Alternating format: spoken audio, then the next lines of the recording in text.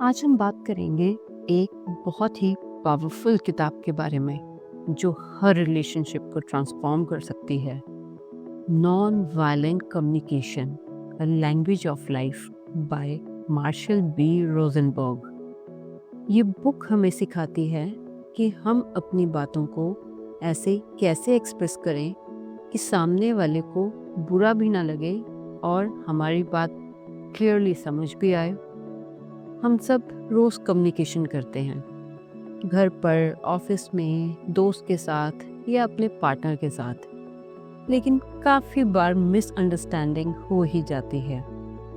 मान लीजिए एक हस्बैंड घर लेट आता है, वाइफ कहती है तुम्हें फैमिली की कोई परवाह ही नहीं है, ये ब्लेम करना है। ऑफिस में बॉस कहता है तुम बस यहाँ वहाँ घूमते रहते हो, कुछ नहीं करते पूरा दिन, ये डायरेक्ट जजमेंट है। ऐसी लैंग्वेज से फाइट शुरू हो सकती है। रोजनबर्ग कहते हैं अगर हम ब्लेम और जजमेंट हटा दें और अपने इमोशंस और नीड्स क्लियरली एक्सप्रेस करें तो कम्युनिकेशन स्मूथ हो जाएगी। ऑथर कम्युनिकेशन के लिए 4 स्टेप्स बताते हैं। फर्स्ट है सिचुएशन को बिना जजमेंट के ऑब्जर्व करना। फैक्ट को बोलो, ओपिनियन एंड ब्लेम को फैक्ट के साथ मिक्स मत करो। तुम हमेशा लेट आते हो, ये कहना गलत है। इस तरह से कहो तुम आज 20 मिनट लेट आए हो, ये ऑब्जर्वेशन है, कोई क्रिटिसिज्म नहीं। जब हम फैक्ट्स बताते हैं, जज नहीं करते, तो सामने वाला डिफेंसिव नहीं होता और रियल बात सुन लेता है। नेक्स्ट स्टेप है अपनी असली फीलिंग्स बताना। हमें अपने इमोशन क्लियरली एक्सप्रेस करने चाहिए, चाहे रिलेशन कितना भी पुराना क्यों ना हो। जैसे कहो मैं अपसेट फील कर रहा हूँ, ना कि तुम मुझे इरिटेट करती हो। फीलिंग्स बोलने से सामने वाले को समझ आता है कि हमारी सिचुएशन क्या है। अगला स्टेप्स है आपकी फीलिंग्स के पीछे जो रीजंस हैं वो बताना। हर इमोशन के पीछे एक नीड होती है, एक रीजन होता है। आपकी किसी के साथ मीटिंग है और वो काफ़ी लेट है, तो बोल सकते हो मैं अपसेट हूँ क्योंकि मुझे पंक्चुअलिटी पसंद है, मैं अपना टाइम वैल्यू करती हूँ। या बॉस ने शाम को बहुत काम दे दिया, तो आप क्लियरली बता सकते हैं मेरे लिए फैमिली के साथ वक्त बिताना भी उतना ही इम्पॉर्टेंट है जितना ऑफिस में काम। अपनी नीड्स बोलने से मिसअंडरस्टैंडिंग कम होती है और प्रॉब्लम सॉल्व होती है। ओपनली शेयर करने से ही सामने वाला उससे पूरा करने के बारे में सोचता है, नहीं तो वो आपकी फीलिंग्स को कभी समझ नहीं पाएगा। एक अच्छी कम्युनिकेशन के लिए लास्ट स्टेप है हमेशा क्लियर और पॉजिटिव रिक्वेस्ट रखना। अपना सॉल्यूशन हमेशा डिमांड की तरह नहीं, रिक्वेस्ट की तरह रखो। जैसे ये मत कहो कि अब से लेट मत आना, कहिए क्या हम मिलके कल का डिनर टाइम फिक्स कर सकते हैं, या क्या आप नेक्स्ट टाइम अगर लेट हो तो एक फ़ोन कॉल कर सकते हो। पॉजिटिव स्पेसिफिक रिक्वेस्ट ज़्यादा इजीली एक्सेप्ट होती है और प्रॉब्लम का सॉल्यूशन फाइंड करना इजी हो जाता है। कुछ और एग्जांपल्स के थ्रू ऑथर हमें कम्युनिकेशन सिखाते हैं।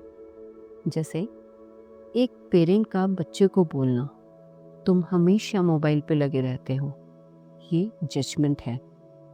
बेटर वर्जन है मैंने देखा कि तुम 2 घंटे से मोबाइल यूज़ कर रहे हो, जब तुम होमवर्क नहीं करते मुझे चिंता होती है, मुझे तुम्हारे फ्यूचर की फिक्र है। क्या हम शेड्यूल बना लें कि होमवर्क कब करना है। इन लाइंस में फैक्ट, इमोशन, नीड और रिक्वेस्ट क्लियरली बताए गए हैं।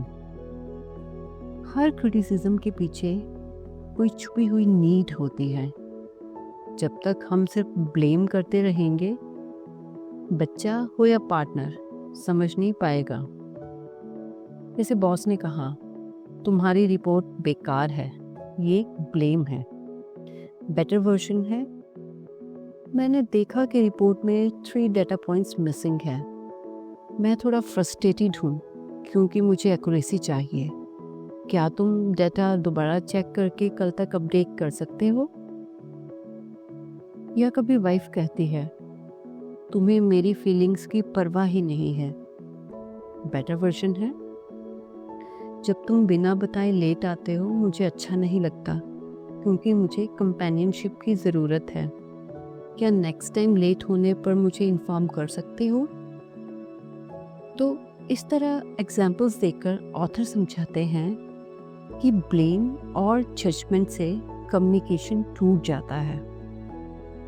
बस ये 4 स्टेप्स मास्टर कर लो: ऑब्जर्वेशन, फीलिंग्स, नीड्स और रिक्वेस्ट। पहले ऑकवर्ड लग सकता है, लेकिन प्रैक्टिस के साथ नेचुरल लगने लगेगा। हर इंसान के एक्शंस के पीछे एक नीड होती है, चाहे वो रिस्पेक्ट हो, लव हो या फ्रीडम। अगर हम वो समझ लें तो कॉन्फ्लिक्ट्स ख़त्म हो सकते हैं। सुनना भी उतना ही इम्पोर्टेंट है जितना बोलना। एम्पैथी के साथ लिसन करो। कभी कभी सिर्फ हाँ मैं समझ रहा हूँ कहना ही रिलेशनशिप को हील कर देता है। तो नेक्स्ट टाइम घर पे या ऑफिस में कोई कम्युनिकेशन हो तो पॉज करो। जजमेंट की जगह ऑब्जर्वेशन से शुरू करो। अपनी फीलिंग्स एक्सप्रेस करो।